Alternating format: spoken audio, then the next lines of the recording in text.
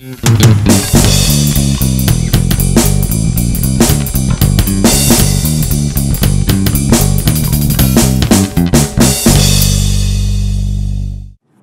and welcome to Geno's Picks for Week 3. Had a pretty average week last week, 2 out of 4. A little late night cover Monday night, that was sweet. 2-2 overall for the week, but 5-3 for the season, 625. That's a great winning percentage. Ask any Yankee fan. So before we get to the picks this week, you know what really grinds my gears? No, not the fact that Sarah McLachlan has been divorced a week now and has not called the good guy. Call me. It is something that blows even more than I've envisioned her in many a wet dream. It's the NFL and Ed Hochuli.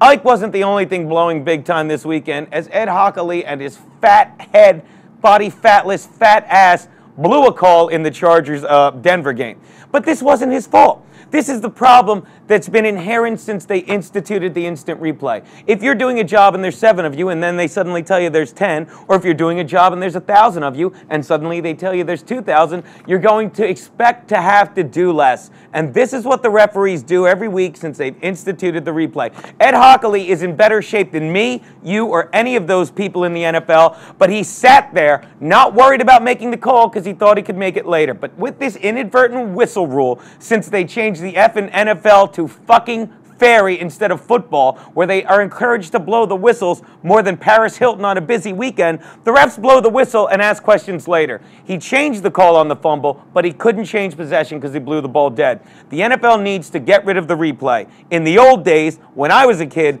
it didn't matter if you got one play wrong. If I punch a guy number 70 in the mouth and the ref says I punched 72, I punched 72, get on with the game. The replay sucks. It grinds my gears. Sarah McLachlan, call the good guy. Okay, let's get to Geno's picks. The Falcons giving 5 to the Chiefs in Atlanta this week.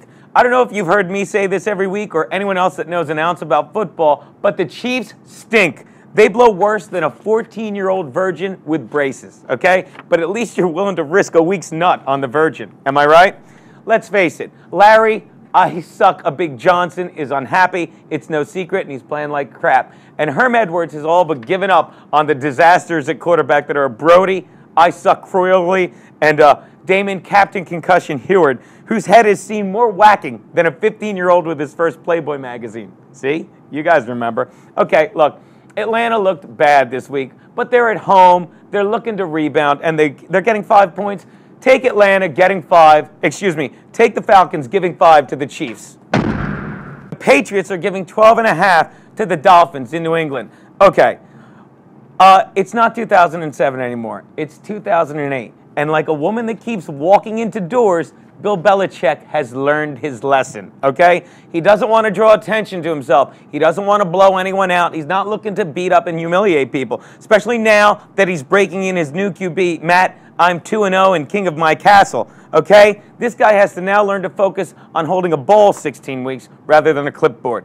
And the next thing he has to learn how to do is incorporate Randy. If I only have 2 more receptions, I'm going to start growing moss on a weekly basis. Sure, the Arizona Cardinals beat the crap out of the Finns last week behind Kurt. That bitch can't say I didn't warn her. But I like Chad Pennington. I like the Dolphins, and I think they're not going to lose by 12.5. That's the best I can say about them. So take the Dolphins getting nearly 2 TDs.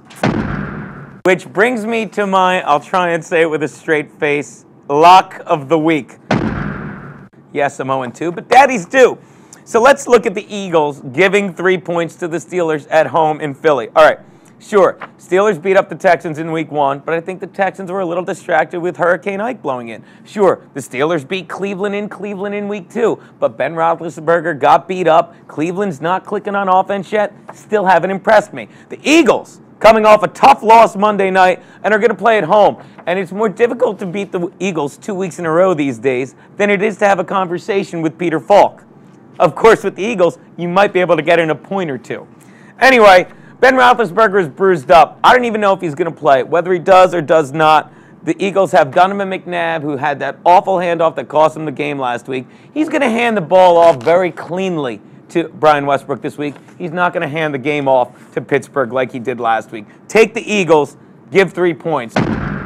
Which brings me to my Double Your Money Monday Night Bet, or as I like to call it, flushing Sunday's winners down the shitter. All right, the Bolts are giving 9 points to the Jets in San Diego. It's a big line, but the Chargers are looking to prove something. And while their defense has been as easy to score on as Lindsay Lohan in between rehab stints, I really think they're going to do well. The problem with the defense has been Sean Merriman and his refusal to just sit down and get the surgery. And they spent all preseason working out with him in there, and now he's gone. But as it's been progressing, the defense is gelling, and the better it gets, the quicker the pass rush, and the less time the Chargers' athletic secondary has to cover these guys. And it's going to come together this Monday night, and it's going to be a bitch slapping. Here's your stud-dud sleeper. It's Sproles is a stud, Sproles is a sleeper, and the Jets are a dud. I don't have time for that fantasy shit because we got to go make a ton of money on the Bolts, and those are Geno's picks.